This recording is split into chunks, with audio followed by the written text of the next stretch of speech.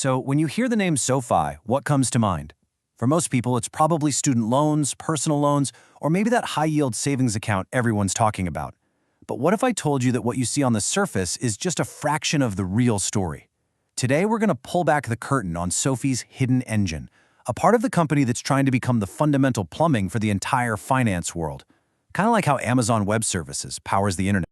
Right, so this is the SoFi that pretty much everyone knows. It's a slick, easy-to-use app for consumers. You hop on, apply for a loan, check your stocks, move some money around. It's a great brand, built on making finance feel modern and accessible. But believe me, this is just the tip of the iceberg. So this gets us to the heart of it. Beyond the app and the loans that we all see, what is SoFi actually building? What's the real game plan here? Well, the answer is way more complex and honestly, way more fascinating than you might think.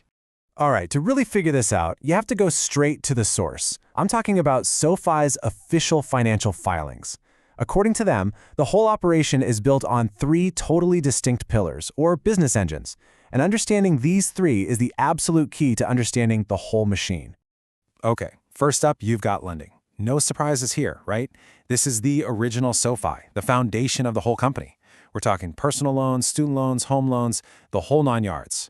This is where they make their money from interests, and it's still a massive, crucial part of their business. Then you've got pillar number 2, financial services.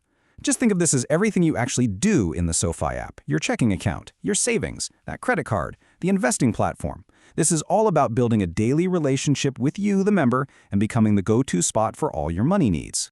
And this is where things get really interesting. Pillar number 3, the technology platform. This is the part of SoFi that works completely behind the scenes. It's not about serving SoFi customers directly. It's about providing the deep, core infrastructure that other banks and other fintech companies need to run their businesses. This is the hidden engine. Okay, let's really dig into this because this is the whole reason we're here. This technology platform, which they built by buying companies like Galileo and Technisys, runs on a totally different model. It's not about lending or deposits. It's about building the highways of finance. And to do this at a massive scale, they've even partnered with Amazon Web Services, making it way easier for other banks around the world to plug into their system.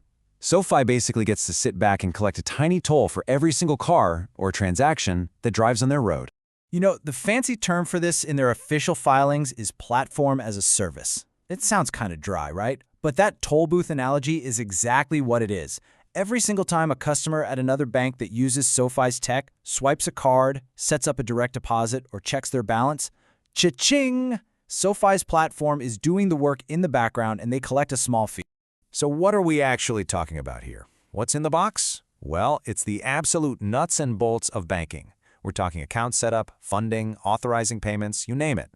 Through Technisys, they offer a full-blown digital banking platform that another company can literally build their entire business on top of. It's the plumbing. Okay, so this whole AWS of Finance plan sounds amazing on paper, but is it actually making money? Let's get into the numbers, because they tell a really interesting story. A story of growth, but also one with some pretty significant risks. Just take a look at this data, straight from their filings. You can see a clear trend. The revenue from this platform is growing steadily, year after year. Even better, look at the contribution profit. That's what's left after the direct costs. It's growing even faster. The engine behind this is huge. Get this, Galileo's tech now powers nearly 160 million accounts. Just think about that scale. As more old-school banks try to go digital, every new customer they get could mean more toll money for SoFi. But, and this is a big but, it has not all been smooth sailing. In 2023, the auditors flagged this. SoFi had to take what's called a Goodwill impairment charge for Galileo and Technisys. So what does that mean in simple terms? It's basically the company putting up its hand and saying, whoops, we might have paid too much for these companies based on how they were performing at the time. It's a big deal. And look, they're pretty open about the other challenges ahead.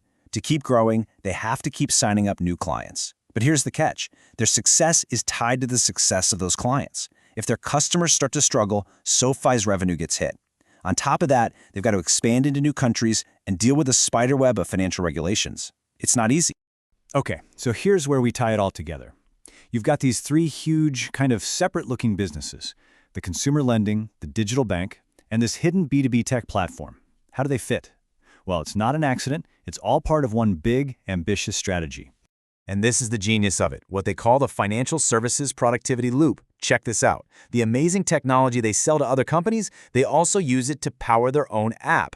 So by building best-in-class tech for the industry, they make their own products better, which brings in more SoFi members. Those members then use more products, which gives them more data and more scale, which in turn makes their technology platform even better for everyone. You see, it's a cycle that feeds itself. So that leaves us with one last huge question to think about. Is SoFi's grand plan to build the AWS of Finance for everybody else?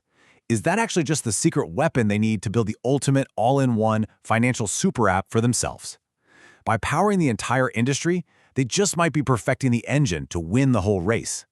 It's a really bold bet, and it totally changes how you have to think about this company.